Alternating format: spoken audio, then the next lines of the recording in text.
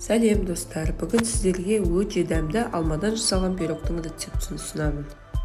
Ең алдымен ыдысымызға 4 жұмыртқа және 1 стакан шекерімізді салып, миксермен аппақ болғанша жақсылап араластырып аламыз. Бұл пирогтың құрамына көп нәрсе кетпейді, өте жеңіл, өте тез дайындалады. Үйде бар заттардан жасай бересіздер.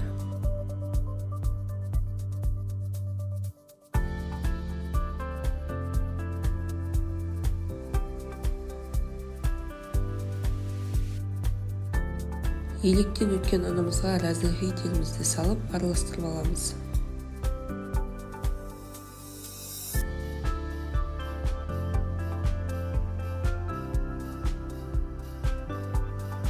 Ұнымызды аз-аздан сала отырып, миксермен араластыра береміз.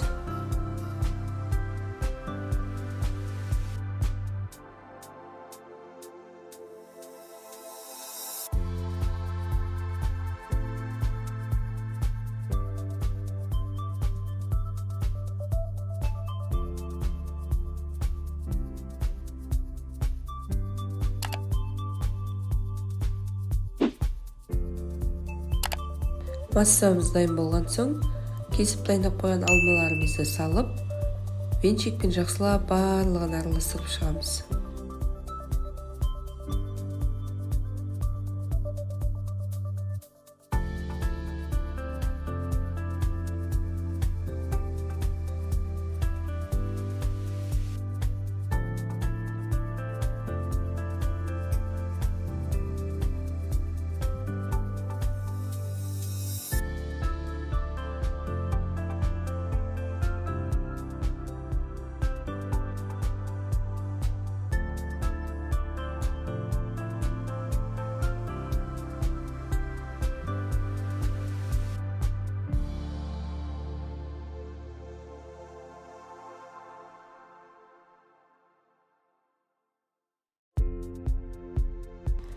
Формамызды дайындап, майлап, массамызды саламыз. Менде диаметрі 22 сантиметрлік формаға салдым, биік болсын деп.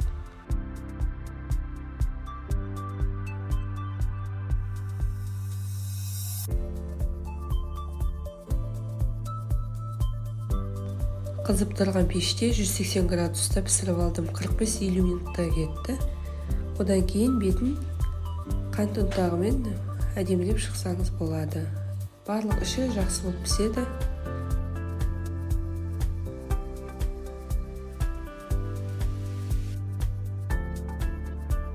Духовкадан алғаннан кейін 10-15 минут суытып алыңыз. Және бетіне сахарный пудра сеуіп, ұсына берсеңіз болады.